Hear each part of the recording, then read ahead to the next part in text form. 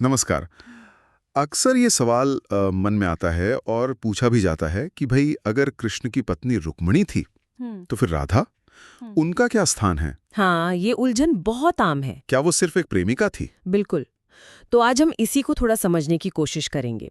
हमारे पास राधा, प्रेम और पराशक्ति का स्वरूप से कुछ अंश हैं अच्छा। और इनके जरिए शास्त्रों और भक्त परंपरा की नज़र से देखेंगे कि राधा का वास्तविक स्वरूप क्या है। मतलब सिर्फ कहानी नहीं, उनका आध्यात्मिक महत्व क्या है। हाँ, ये जानना जरूरी है कि वो सिर्फ एक व्यक्ति थी या कुछ और। सही, तो शुरू करते हैं। शास्त्रों में तो राधा जी को सिर्फ कृष्ण की प्रेयसी नहीं कहा गया है ना? नहीं, बिल्कुल नहीं।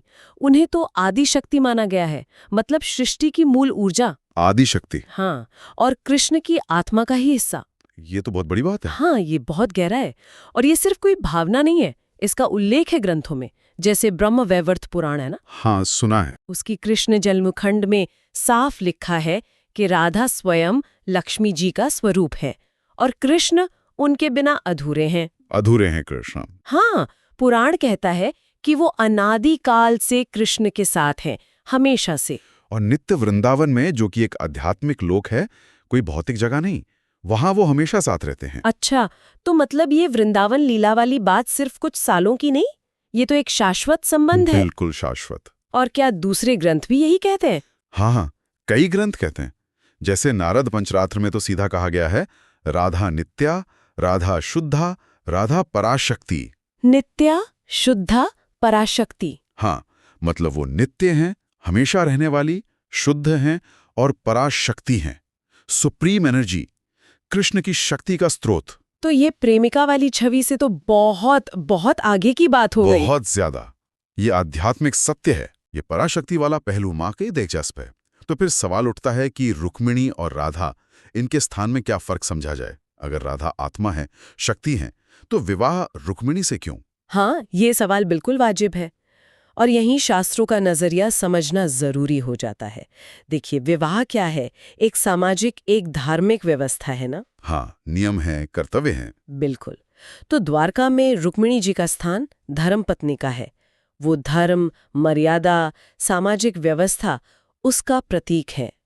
इसको आप कह सकते हैं कि ये धर्म की धारा है। अच्छा, धर्म की धारा। और राधा? राधा का स्थान वृंदावन में है। वो प्रेम और अध्यात्म के शिखर पर हैं। ये प्रेम की धारा है। उनका जो संबंध है वो सामाजिक नियमों से, विवाह की परिभाषा से सबसे परे था। परे था मतलब वो आत्मा का परमात्मा से मिलना था, एकाकार होना। वहां कोई बंधन नहीं, कोई नियम लागू नहीं होता, सिर्फ शुद्ध, बिना किसी शर्त का प्रेम और समर्पण। ये बात तो गीता से भी जुड़ती हुई लगती है, जब कृष्ण कहते हैं सर्वधर्मान परित्यज्य मामेकम शरणम व्रज। हाँ हाँ, बिल्कुल। मतलब सारे धर्मों को त्याग कर मेरी शरण में आओ। हाँ। तो कई जानकार कहते हैं कि वो व्रज शब्द उसी व्रज भूमि के प्रेम की तरफ इशारा है, राधा के संसार की तरफ। सही कहा। जहां तर्क नहीं, सिर्फ भाव है, प्रेम है, वही परम धर्म है उस लोक में। तो कृष्ण और राधा का प्रेम वो विवाह की सामाजिक परिभाषा से ऊपर था। हाँ, बहुत ऊपर। इसीलिए श्रोत ग्रंथ कहता है, धर्म की धारा रुक्मिणी से बहती है, पर प्रेम की सरिता राधा से जन्म लेती है। वाह, धर्म की धारा और प्रेम की सरिता। दोनों का अपना महत्व है, अपनी जगह है, पर राधा का स्थान आध्यात्मिक पूर्णता का है। तो क्या हम ऐसा कह सकते हैं कि रुक्मिणी सामाजिक और धार्मिक पूर्णता है और राधा आध्यात्मिक या अस्तित्व की पूर्णता? हाँ, बिल्कुल। इस तरह से समझना आसान हो जाता है।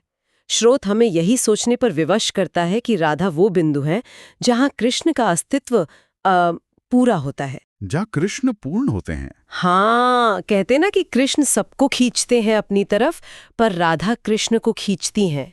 जहाँ कृष्ण भी रुक जाएं, वो राधा है। क्या बात है! ये नाम की व्याख्या भी अद्भुत है। तो ये रिश्ता जो है, ये सांसारिक परिभाषाओं से, विवाह या प्रेम के जो सामाजिक अर्थ है, उनसे बहुत ऊपर है। ये तो अस्तित्व के मूल से जुड़ा है। ये तो वाकई प्रेम कहानी से कहीं ज्यादा गहरा दर्शन है। मतलब कृष्ण, जो स्वयं पूर्ण ब्रह्म माने जाते हैं, वो भी राधा के बिना अधूरे हैं शास्त्रों के हिसाब से। जी। तो निष्कर्ष यही निकलता है कि राधा महज कोई ऐतिहासिक पात्र या प्रेमिका नहीं है, वो एक आध्यात्मिक सिद्धांत है, कृष्ण की अपनी आनंद देने वाली शक्ति, हल्लादिनी शक्ति, उनकी आत्मा का ही दूसरा रूप। तो रुक्मिणी और राधा का जो द्वंद्व कई बार दिखाया जाता है वो असल में द्वंद्व नहीं बल्कि धर्म और प्रेम के दो अलग-अलग पर जरूरी आयाम हैं। बिल्कुल, दोनों ही कृष्ण के जीवन के अभिन्न अंग हैं, पर अलग-अलग स्तर पर। ये समझना वाकई बहुत ज्ञानवर्धक रहा। इसने राधा कृष्ण के संबंध को एक बिल्कुल नई रोशनी में देखने में मदद की है।